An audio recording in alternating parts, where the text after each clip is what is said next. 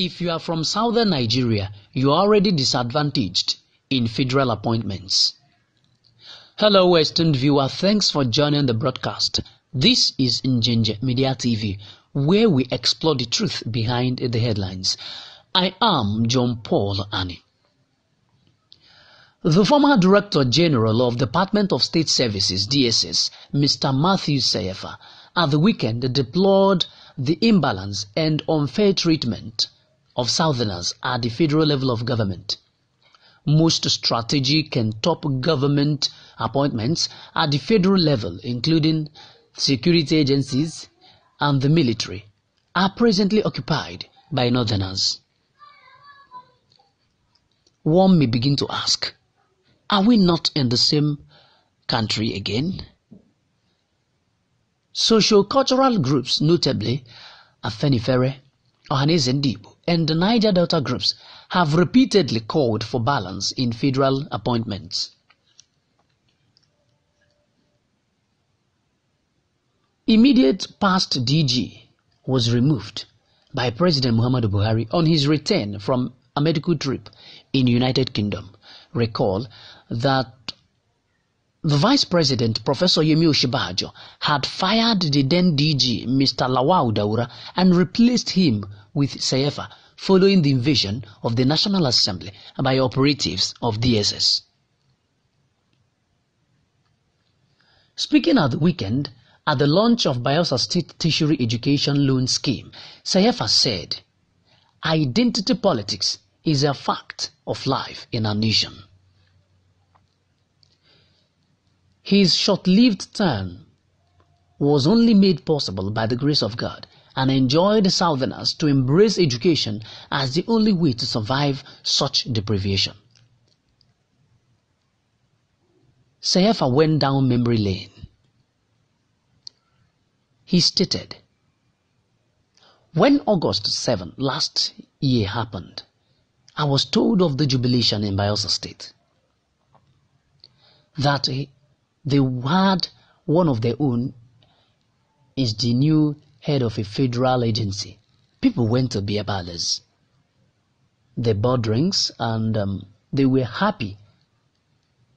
And that moment of shared stakeholding in the Nigerian nation is very important.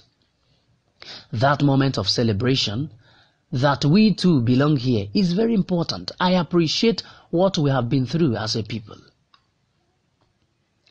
He harped on the need for more education as a panacea to such deprivation. He said, "Education, as has been said, it is. I particularly want to encourage the boarding schools because in the years to come, as far as I'm concerned, that will be the game changer." When I look back at my own story, the secondary school that I attended made all the difference.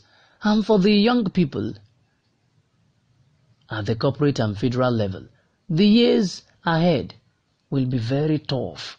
Competition will be very fierce and hard, he concluded. The former Director General lamented that at the moment, the federal level, critical agencies are thinly spread, noting that our presence is very little. He said, "At the corporate level, we are virtually nowhere, but those are opportunities for us because we cannot all be here struggling for crumbs. We need to be out there too." But how to be there and survive depends on education. The quality of education you have. I went through a lot of difficulties, but the education I had put me through. He further buttressed, "Because you are from here, you are already disadvantaged. But if you are also poorly educated, then that is double jeopardy for you, and you will be doubly endangered. As it is, we are poorly represented at the federal level. Since you are already disadvantaged coming from here, if you don't have quality education, then you don't stand the test of time." he concluded. On his occasion during his career, he said that he was denied promotion, not because of anything else, but because people were being positioned. According to him, that is the reality.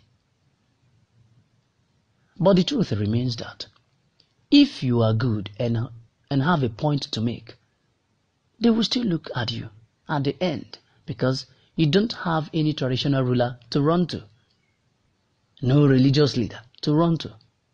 And that is the reality. Identity politics is a fact of life in our nation. What do you think? Could it be true? Or you think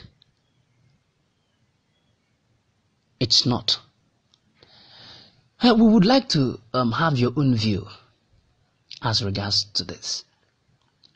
Thanks for finding your time to be part of this broadcast. John Paul Ani for Njenje Media TV.